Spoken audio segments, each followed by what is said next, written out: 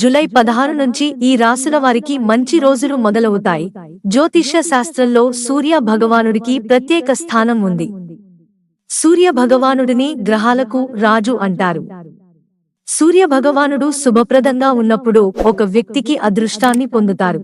సూర్య భగవానుడి రాశి మారడం వల్ల కొన్ని రాశుల వారికి అదృష్టం ఖాయం. జూలై 16న సూర్య భగవానుడు రాశిని మార్చబోతున్నాడు. ఈ రోజున సూర్య భగవానుడు మిథున రాశి నుండి కర్కాటక రాశిలోకి ప్రవేశిస్తాడు. సూర్యుడు నెల రోజుల పాటు ఒకే రాశిలో సంచరిస్తాడు. సూర్యుడు ఏ రాశిలోకి వెళ్తే ఆ సంక్రాంతి వస్తుంది. జూలై 16న కర్కాటక సంక్రాంతిగా చెప్తారు.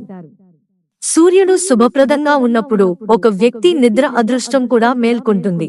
సూర్యుడు రాశిలోకి ప్రవేశించిన వెంటనే కొన్ని రాశుల వారికి మంచి రోజులు ప్రారంభమవుతాయి. సూర్య సంచారము వలన ఏ రాశుల వారికి మేలు కలుగుతుందో తెలుసుకుందాం. మేషరాశి, ఆదాయం పెరుగుతుంది. మీరు అధికారుల నుండి మద్దతు పొందుతారు. మీరు కుటుంబం నుండి కూడా మద్దతు పొందుతారు.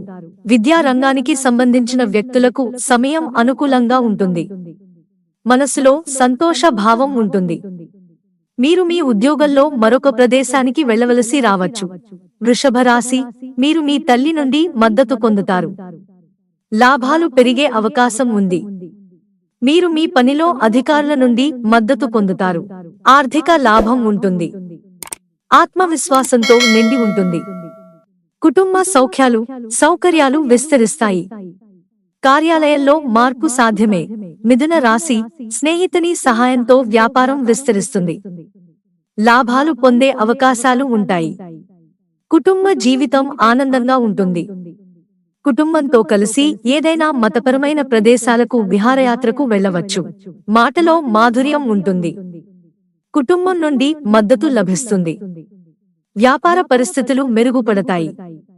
కుటుంబంలో మతపరమైన కార్యక్రమాలు జరుగుతాయి. సింహరాశికి అధిపతి సూర్యుడు. అందువల్ల ఈ రాశి వారి మీద సూర్యుడి సంచార శుభ ప్రభావం ఎక్కువగా ఉంటుంది. ఉద్యోగంలో మార్పుతో మీరు మరొక ప్రదేశానికి మారవలసి ఉంటుంది. ఎగుమతి దిగుమతుల వ్యాపారంలో లాభ అవకాశాలు ఉంటాయి. మీరు మీ తల్లి నుండి మద్దతు పొందుతారు. వాహన సౌఖ్యం పెరగవచ్చు. మీరు ఉద్యోగంలో ఉన్నతాధికారుల నుండి మద్దతు పొందుతారు. వ్యాపార విస్తరణకు ప్రణాళికలు నిజమవుతాయి. మీరు సోదరుల నుండి మద్దతు పొందుతారు.